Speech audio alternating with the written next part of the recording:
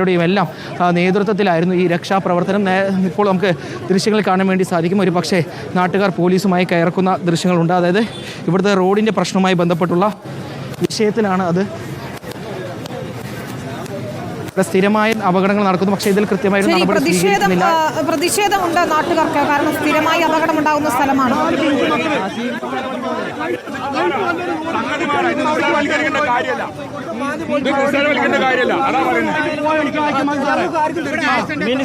മിനിസം കൂടുതൽ അങ്ങോട്ട് സ്ലോപ്പാണ് സാറേ. അതായത് പോക്കാൻ പറയും. അത് ക്ലിയർ ആകാൻ പറ്റുള്ള കാര്യമാണ് പറയുന്നത്.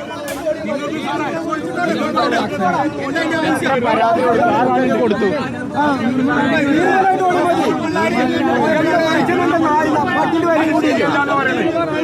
അതായത് റോഡിന് പ്രശ്നം, റോഡിന് ഒരു യാതൊരു കുഴപ്പമുണ്ടായില്ല. ഈ റോഡ് പണിയെടുത്തതിന് ശേഷം ഇവിടെ എന്നും ആക്സിഡന്റ് ആണ്. ആക്സിഡന്റാ. കലക്ടർ വന്നിട്ട് പോയിട്ട് ഹോസ്പിറ്റലിൽ പോയിട്ട് വരട്ടെ, വന്നിട്ട് തീരുമാനിക്കാം. ഈ റോഡിന്റെ കാര്യം തീരുമാനമാക്കിയിട്ട് വണ്ടികൾ പോയാൽ അത്രേ ഉള്ളൂ. അതാണ് നല്ല അപകടമാണ്. പക്ഷെ ഇത് തീരുമാനിച്ചിട്ടാ വിട്ടാക്കുള്ളൂ ഞങ്ങൾ. ഈ റോഡിന് അപകടമുണ്ട്. ഇന്നൊന്നലെ തുടങ്ങിയ മറ്റേ ആക്സിഡന്റ് അല്ല ഇതിന്. ഒരുപാട് ഇവിടെ പൊലിഞ്ഞത്. ഒരുപാട് വിദ്യാർത്ഥികൾ, എല്ലാ ആൾക്കാരുടെയും റോഡ് ഹെവി വാഹനങ്ങൾ നിയന്ത്രണം വിടുകയാണ് ഓട്ടോമാറ്റിക്. ഇപ്പോൾ ഈ വണ്ടി മാത്രമല്ല, ഒരുപാട് വണ്ടികൾ കുഴപ്പമില്ല. ആ മിനുസുള്ളതുകൊണ്ടാണ് ഇത് മിനുസായിട്ട് ആദ്യം ഇതിനെ കുറച്ച് മാന്തി ഗ്രിപ്പൊക്കെ ആക്കി. പക്ഷെ എന്നിട്ടും മാറിയിട്ടില്ല. ഇപ്പോഴും ആക്സിഡന്റ് ആയിക്കൊണ്ടിരിക്കുക. അപ്പൊ ഞാൻ വേണമെങ്കിൽ ഇത് മാന്തി പൊളിച്ചിട്ടോട്ടെ, കുഴപ്പമില്ല. നമുക്ക് കട്ടയാടി പോയാലും കുഴപ്പമില്ല. ഇനി ആക്സിഡന്റ് ആയില്ലല്ലോ. ഇതാണ് എനിക്ക് പറയാനുള്ളത്. ഇവിടെ എന്താ വെച്ചാൽ ഇത് തീരുമാനങ്ങൾ പരാതി കൊടുത്തിട്ടുണ്ട്. എത്രയോ വർഷങ്ങളായിട്ട് പരാതി കൊടുത്തു. ഇവിടെ സമരങ്ങൾ ചെയ്തിട്ടുണ്ട്. ഒരു ഇടപെടൽ പോലും നടത്തിയിട്ടില്ല. ജനങ്ങളുടെ കണ്ണ് പൊടിയിട്ടിക്കാൻ വേണ്ടി എന്തെങ്കിലുമൊക്കെ കാട്ടിക്കൂട്ടെന്നല്ലാതെ ഇതിന് ഇനി എത്ര ആൾക്കാർ ഇവിടെ മരിച്ചു വീഴണം? എത്ര ആള് മരിക്കണം? ഇനി ജനങ്ങൾ ഒറ്റക്കെട്ടാണ് ഇതിന്. രാഷ്ട്രീയമല്ല, സംയുക്തമായിട്ടുള്ള പ്രതിഷേധമാണിത്. ഇവിടെ മരണപ്പെട്ടത് എത്രയോ മരണങ്ങളായി, 40-50 മരണമായി. സംഭവിക്കാൻ കുറെ കാലം ഇത് കലക്ടർ ഇവിടെ പോയി. കലക്ടർ ഇതിന് തീരുമാനം പറഞ്ഞിട്ട് പോകുക, അല്ലെങ്കിൽ റോഡ് പൊളിച്ചിടുക. കട്ടറിയാടി പോയിക്കോട്ടെ. കാരണം 4 പിഞ്ചു കുഞ്ഞുങ്ങളുടെ ജീവനാണ് ഇപ്പോൾ ഇന്ന് നടന്ന അപകടത്തിൽ പൊലിഞ്ഞിട്ടുള്ളത്. ഈ റോഡിന് സ്വാഭാവികമായിട്ടും ഈ റോഡ് നിർമ്മിച്ചതിന് ശേഷം വലിയ രീതിയിൽ അപാകതകളുണ്ട്. അതായത് ഇവിടെ നമുക്ക് ദൃശ്യങ്ങൾ കാണാം. റോഡിൻ്റെ മിനിസം കാരണം നേരത്തെ ഈ കാണുന്ന ഈ വരകളുണ്ടല്ലോ, ഇത് ഇവിടെ ഡ്രില്ല് ചെയ്ത് ഈ വരകൾ ഉണ്ടാക്കിയതാണ്. കാരണം റോഡ് മിനിസം കൂടിയതുകൊണ്ട് തന്നെ ചെറിയൊരു മഴ പെയ്താൽ വാഹനങ്ങൾക്ക് ഗ്രിപ്പ് നഷ്ടപ്പെട്ട് വാഹനങ്ങൾ അപകടത്തിൽപ്പെടുന്നത് പതിവായിരുന്നു. അതുകൊണ്ട് തന്നെ പിന്നീട് റോഡ് നിർമ്മിച്ചതിന് ശേഷം ഈ ദേശീയപാതയിൽ കരിമ മേഖലയിലെല്ലാം വരയിട്ട് ഗ്രിപ്പ് കൂട്ടാനുള്ള പ്രവൃത്തി നടത്തിയിരുന്നു. റോഡിൽ പൂർണ്ണമായും നടത്തിയെങ്കിലും പിന്നീട് ഈ മെയിൻ മേഖലയിലൂടെ ഇപ്പോൾ ഈ ഗ്രിപ്പ് വീണ്ടും നഷ്ടമായിരിക്കുന്നു. വാഹനങ്ങൾ ചെറിയൊരു മഴ പെയ്താൽ തന്നെ വാഹനങ്ങൾക്ക് ഗ്രിപ്പ് നഷ്ടപ്പെട്ട് നിയന്ത്രണം വിട്ട് വാഹനങ്ങൾ മറിയുന്ന ഒരു സാഹചര്യമാണുള്ളത്. അതാണ് നാട്ടുകാർ പറയുന്നത്. നിരന്തരം ഇതിൽ പരാതി നൽകിയിരുന്നു. പക്ഷേ ആ പരാതിയിൽ കൃത്യമായ ഒരു നടപടി ഉണ്ടായിരുന്നില്ല. നടപടി ഉണ്ടാവുമായിരുന്നെങ്കിൽ ഈ ഒരു അപകടം ഉണ്ടാവുമായിരുന്നില്ല എന്നാണ് നാട്ടുകാർ പറയുന്നത്. അവർക്ക് കോടികൾ മുടക്കിയ റോഡാ വലുത്, ഞങ്ങൾക്ക് ജീവന വലുത്. കാലും കൈയും നഷ്ടപ്പെട്ട 10-20 പേരാണ് ഇവിടെ ഉള്ളത്. മരണം പോയത് 10-30 പേര്. അതിന് മുന്നേ ക്ലിയർ ആക്കിയിട്ടില്ലെങ്കിൽ ഞങ്ങൾ സമരത്തിൽ ഇറങ്ങും. ഒന്നിട്ട് സമരത്തിൽ ഇറങ്ങും. ഈ റോഡ് പണ്ടത്തെ റോഡ് പോലല്ലേ, ഇപ്പൊ പുതിയ റോഡ്. പിഞ്ചു മക്കള് 4 മണിയായി 5 മണി ഇത് കൂടെ പോകുന്നില്ലത് ഇവർക്ക് അറിയണാണ്. ഒരു വലിയ അപകടം നടന്നാൽ മാത്രമേ ഇപ്പോൾ ലാസ്റ്റ് ഒരു വലിയ അപകടം നടന്നപ്പോൾ ചെത്തി ആക്കിയതാണിത്. JCB കൊടുത്തിട്ട് വെറുതെ ഒന്ന് മാന്തിട്ടു. അതിനുശേഷം ഒന്നും ഉണ്ടായിട്ടില്ല. അതിനുശേഷം ഇപ്പോഴും ഒരേപോലെയാണ്. ആഴ്ചയിൽ 5-10 ആക്സിഡന്റ്, ലോറി മറിച്ചിൽ എല്ലാതും ഇവിടെ ഉണ്ടാവുന്നതാണ്. ഇതിന് ഗവൺമെന്റ് എന്തെങ്കിലും ഒരു നടപടി സ്വീകരിക്കണം എന്നാണ്. അതായത് റോഡിന് ഉൾപ്പെടെയുള്ളവർക്കെല്ലാം നിങ്ങൾ പരാതി കൊടുത്തിട്ടുണ്ട്. അതായത് ഇവിടെ ദിവസം ഒന്നോ രണ്ടോ സെമീരൊക്കെ മറിച്ചുപോയ സെമീരൊക്കെ ഉണ്ടായിരുന്നു. അതൊക്കെ കുട്ടികൾ നിൽക്കുന്നതാണ് അതിന് തൊട്ടപ്പുറത്ത് കൂടെ വണ്ടി ഇറങ്ങി പോയത്. അന്ന് ദൈവാങ്കരം കൊണ്ടോ ആർക്കും ഒന്നും പറ്റിയില്ല. കൃത്യമായ നടപടി ഉണ്ടായിരുന്നു. ഉണ്ടായില്ല. അത് കഴിഞ്ഞിട്ട് ഇതിനൊരു അപകട സൂചന ഒന്നുമില്ല. ഒരു ലൈറ്റ് അവിടെ കത്തിക്കുന്നുണ്ട്.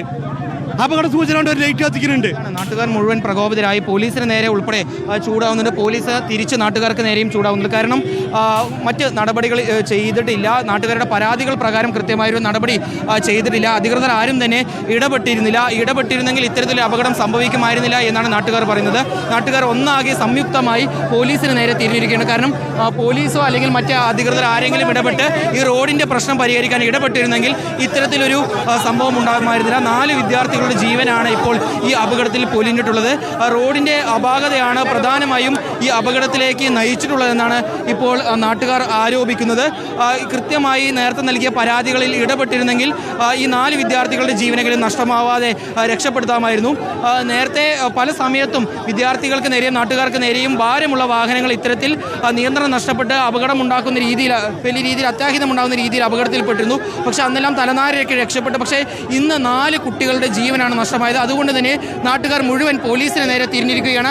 നാട്ടുകാരെ നിയന്ത്രിക്കാൻ കഴിയാതെ പോലീസും കഷ്ടപ്പെടുന്നതിൻ്റെ ദൃശ്യങ്ങളാണ് നമുക്ക് കാണാൻ വേണ്ടി സാധിച്ചിട്ടുള്ളത്. DYSP ഉൾപ്പെടെയുള്ളവർ ഈ മേഖലയിലേക്ക് എത്തിയിട്ടുണ്ട്. അവർ നാട്ടുകാരോട് പറഞ്ഞ് അവരെ സമാധാനപ്പെടുത്താനുള്ള ശ്രമം നടക്കുന്നുണ്ട്. പക്ഷേ നാട്ടുകാരെ നിയന്ത്രിക്കാൻ അല്ലെങ്കിൽ നാട്ടുകാരെ അനുനയിപ്പിക്കാൻ പോലീസിനെ കൊണ്ട് സാധിക്കുന്നില്ല. കാരണം അല്പസമയം മുമ്പ് പരീക്ഷ എഴുതി സ്കൂളിൽ വിട്ട് വീട്ടിലേക്ക് പോകുന്നതിനിടയിലാണ് ഈ 4 കുട്ടികൾക്ക് നേരെ ഈ ലോറി പാഞ്ഞ് വരികയും ലോറി മറിഞ്ഞ് ഈ 4 കുട്ടികളുടെ ജീവൻ നഷ്ടമാവുകയും ചെയ്തിട്ടുള്ളത്. അതുകൊണ്ട് തന്നെ ഇനിയൊരു അപകടം ഉണ്ടാവാൻ പാടില്ല. ഇനി ഒരാൾക്കും തന്നെ ഒരു അപകടം പറ്റി പരിക്ക് പറ്റാൻ പാടില്ല.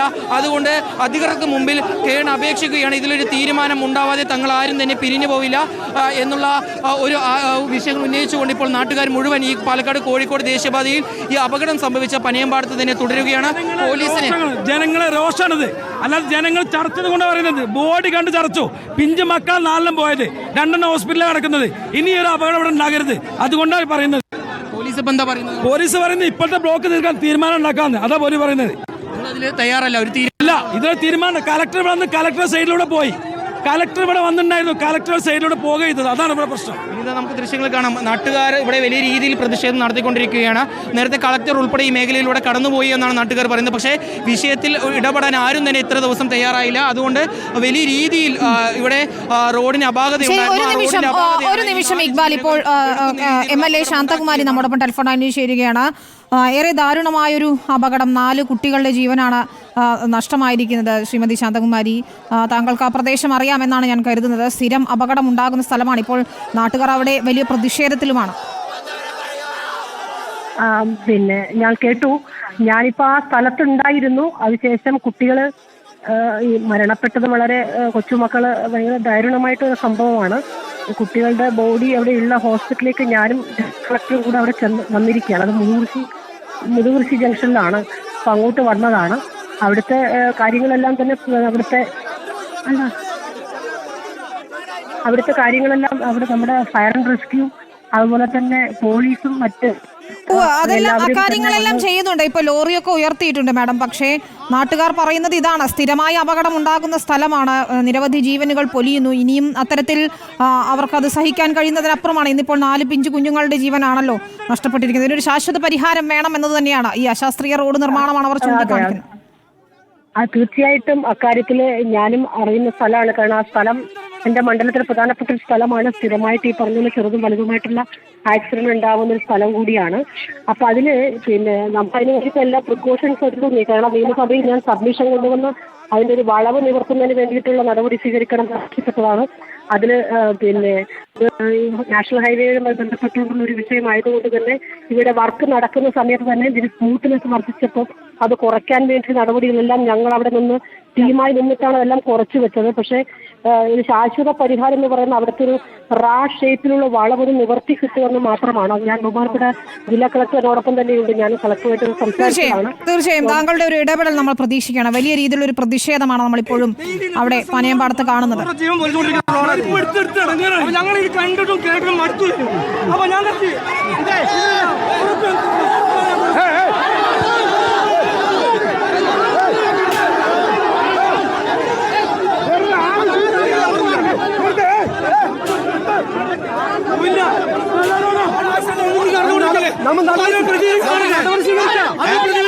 നടപടി സ്വീകരിക്കാന്ന് പറഞ്ഞേ. നമ്മൾ ചെയ്യേണ്ടതുണ്ട്.